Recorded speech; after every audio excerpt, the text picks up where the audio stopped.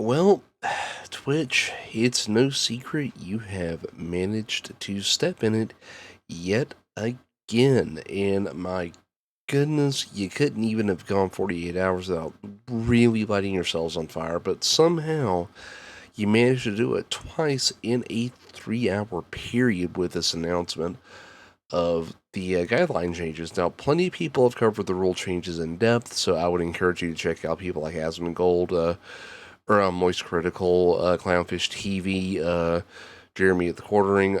All of them have gone way more in depth on the rule changes themselves, as they are subject matter experts on the advertising aspect. I am not. I am merely commenting here on the changes in terms of how they make me feel as a creator. Now, it's true.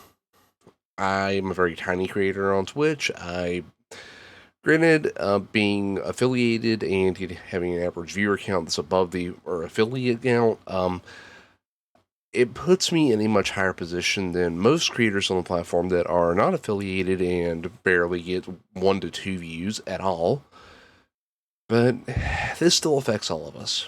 So, as a creator, I am looking at this and I'm scratching my head. Not about my current position on Twitch, but a future position that I may be able to earn. And when I see this, I already know they're taking 50% of subs.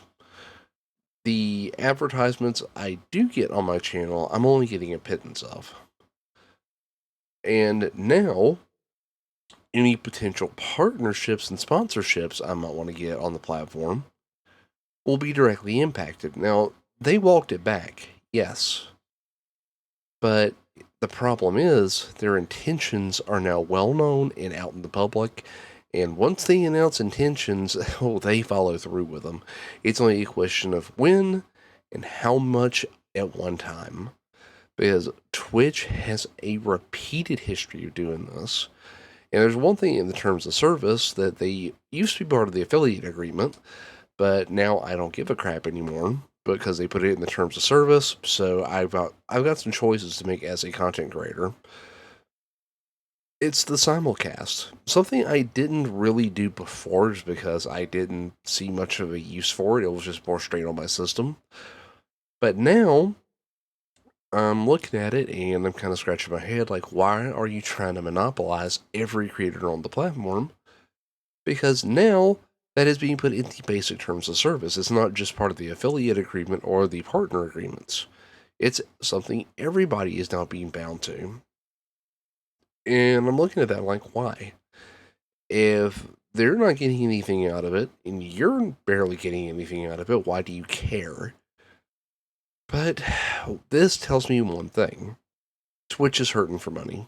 They are trying desperately to figure out how to claw in any penny that they can find, whether it's from a small, tiny creator like Joe Schmo, or the gigantic creators like XQC, or who are raking in millions a day for Twitch.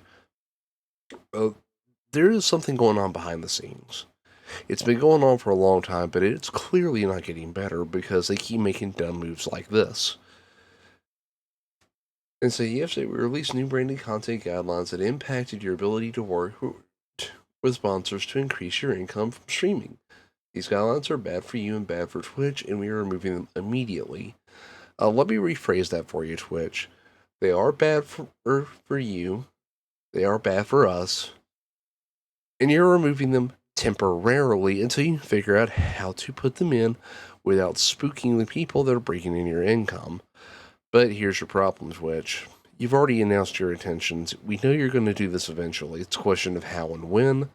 So, creators are now in a phase where they have time to act, which is a good thing for them. It's not good for you, as you have burned what goodwill you had left by announcing your intentions here.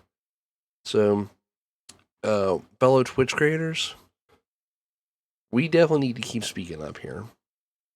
But the question is, what options do we have? We have options like Rumble, we have Kick, we have YouTube Live, but we need more alternatives to come up that can be viable. And that is the catch 22. So, where do we want to go? Rumble has a reputation of being associated with more right-leaning or personalities. And for those of you who don't want to go to Rumble based on that, I submit to you to throw that argument to the curb and not care about it. These places are not going to balance out unless people from all aspects go to these platforms and start making content. Like, we cannot let an echo chamber take root anymore because we saw what happened with Twitter and we see what's going on now. Like, it is a firestorm because you got people kicking and screaming on both sides for different reasons. So we don't want that to happen more than once. So if you think a platform might be viable for you, go to it. Set up shop. Have a presence there. So the only thing that happens is you don't like using the platform, and you got a refuge to go to later on if something happens to the platform you do ultimately go to. Have a plan B. So, but now I got to figure out, do I want to set up shop on YouTube and have Rumble as a backup, or start building up Rumble and keep YouTube as kind of in a backup status? I don't know where I'm going to go with that in terms of live streaming, but I do know as far as creating pre-recorded content, YouTube is still going to be my platform. But what do you guys think? We know Twitch is, the long-term health is not looking good right now as long as they keep making decisions like this and announcing their intentions like this. So where would you go? I would love to see the comments below. I know about Rumble, I know about Kick, obviously there's YouTube Live, but what other options are there that creators might viably want? Now please let me know in the comments below, and I will talk to you soon.